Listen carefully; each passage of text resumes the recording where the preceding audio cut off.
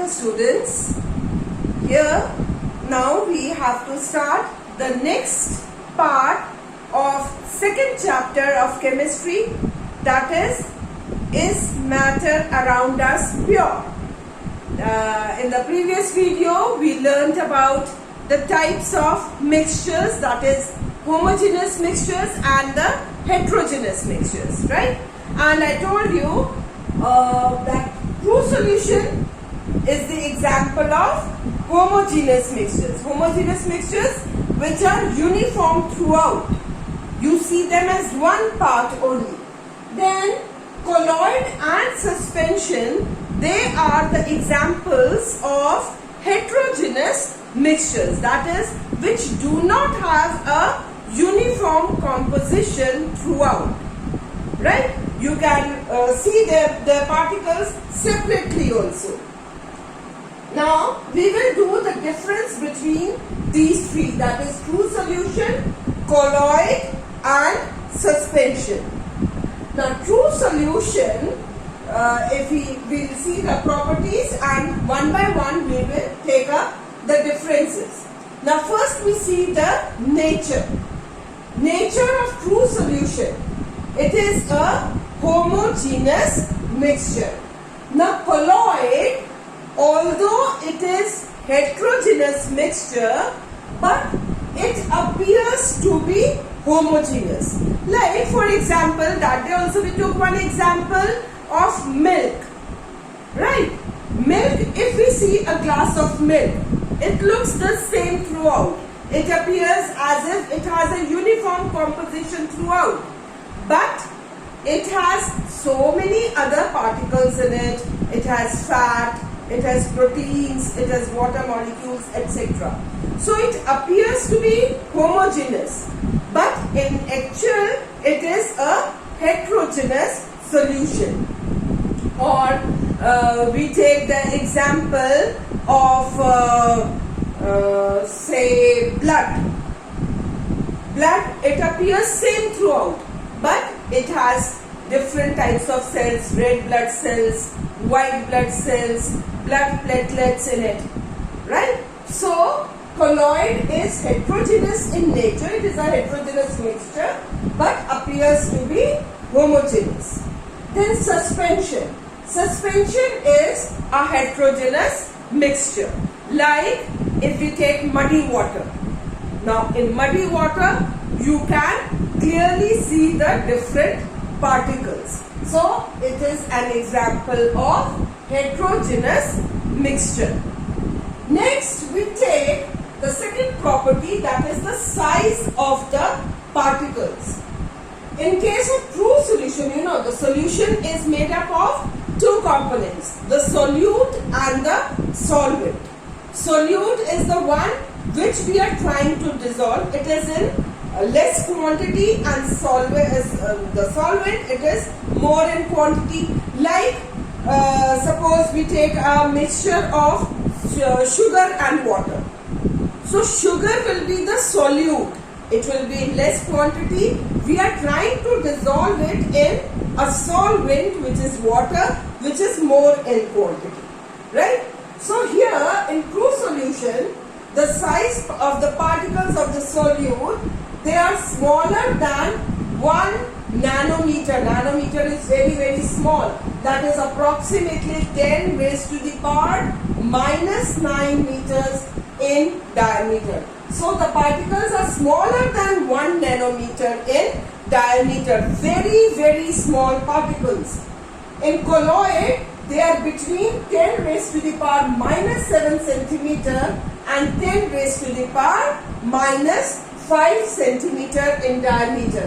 While they are quite big particles in case of suspension, larger than 10 raised to the power minus 5 centimeter in diameter. Then third is visibility. Whether we are able to see them or not, they are visible or not.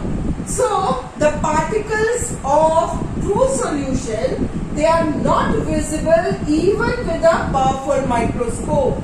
They are very small. Like if you dissolve salt in water, Are you able to see the salt particles, or you dissolve sugar in water? Are you able to see the sugar particles after that? No. Once it is dissolved, you are not able to see those particles. So the particles are not visible here. Here in colloid, they are also not visible. Like if you see blood, right? You will not be able to see the red blood cells or white blood cells or the blood platelets in it. But they are visible with the help of a microscope, right? And in case of suspension, you can even see it with naked eyes. Like you simply take chalk and just crush it, make it in the powder form and dissolve it in water. You can very easily see the chalk particles, right? That you, of course, you must have tried also sometime, or you try to put sand in water and just mix it well. Still you will be very easily, you will see the sand particles in water. So the particles are quite big, so they are visible with the naked eye, right? Now next fourth point is filterability, whether we are able to filter it or not. So the particles of true solution cannot be filtered. The entire solution passes through the filter paper. Cannot be filtered doesn't mean that we cannot filter it only. Cannot be filtered means then when we pass it through the filter paper, you will not see any residue left on the filter paper. The whole solution will pass through it. The particles are so small that they will very easily pass through the filter paper. Here in case of colloid also, we cannot filter it, nothing will remain on the filter paper. Then, there are special techniques here. It cannot be filtered through filter paper, but there's a special technique called centrifugation process. Centrifugation. And through this process, you can filter the colloids. Like when we have to do in the labs, blood is tested. Now how that blood is tested, that is done through the centrifugation machine, where the blood cells can be separated out, right? So it cannot be filtered by simple filter paper, but by the special process of centrifugation, you can filter it. In case of suspension, of course, the particles can be filtered very easily. Like I told you, if you take chalk powder in water and then you try to pass it through the filter paper, the water will pass down through the filter paper while the chalk particles will remain suspended on it, right? So it can be filtered, that is, particles cannot pass through the filter paper. The solute particles will remain on the filter paper. The particles here means the solute particles, right? Then next is stability.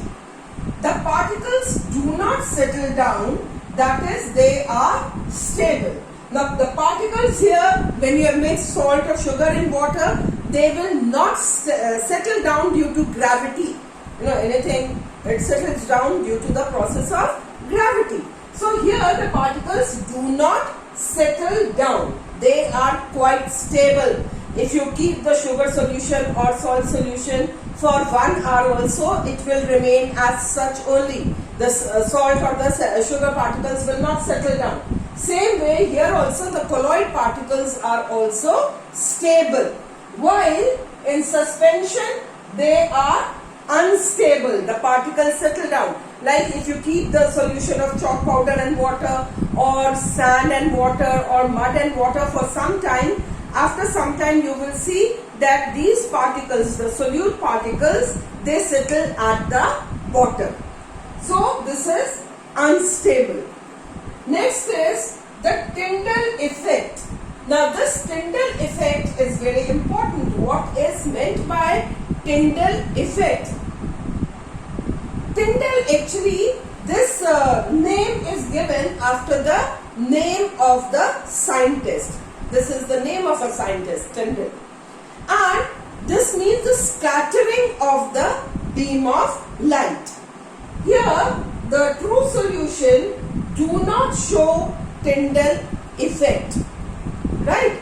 Now this is mostly transparent. The true solution is transparent. So it will not show scattering of the beam of light.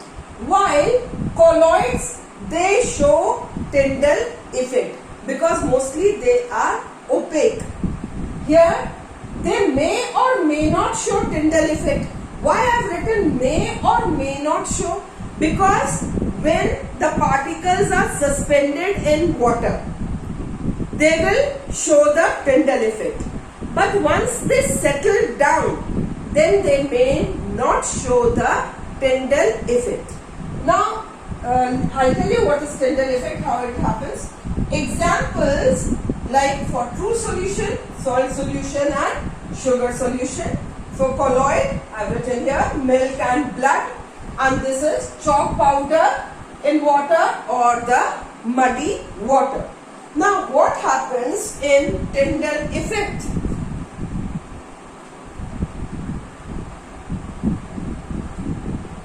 The colloids, they show Tyndall effect.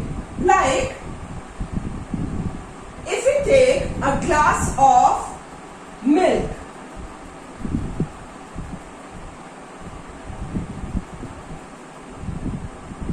right? We take a glass of milk. Here we have milk in this.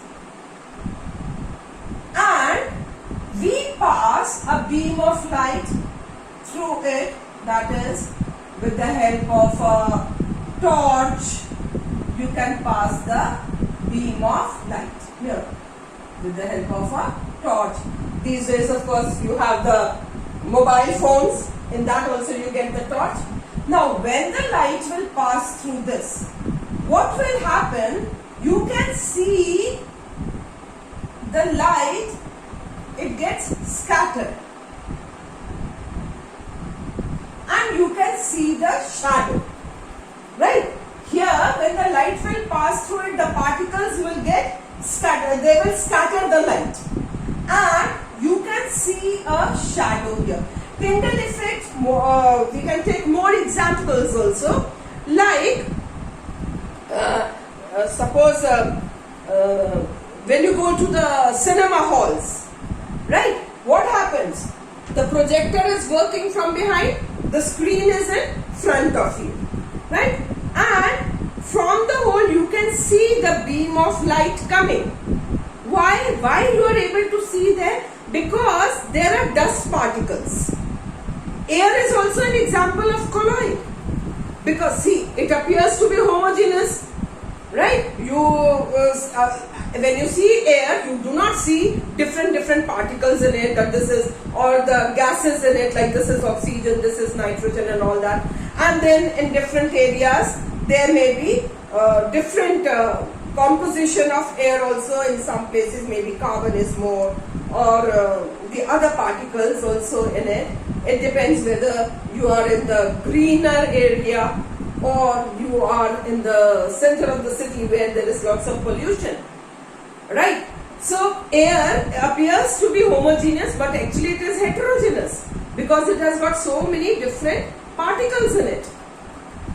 So what we were talking about, the Tyndall effect in a cinema hall, when the light is thrown by the projector, you can see that beam of light coming like this, right? It keeps on spreading. It goes on widening, right? And you can see some dust particles also in that beam of light. So the particles, they scatter the beam of light. Or in a room where it is very dark, and through a small hole or through a small opening in the window also, you can see some light coming in, and you can trace the path of the light. That is known as Tyndall effect. Or if there is a dense forest and the sunlight, it can pass through the dense trees. and you can see that path coming down, right? So that is all about Tyndall effect. That is the scattering of the beam of light. So this is all about the differences between true solution, colloids and suspension. So in this chapter we are going to do only this much, because rest of the portion from your chapter is now deleted, and next time now we'll take up another chapter. Till then, keep studying, stay safe. Thank you.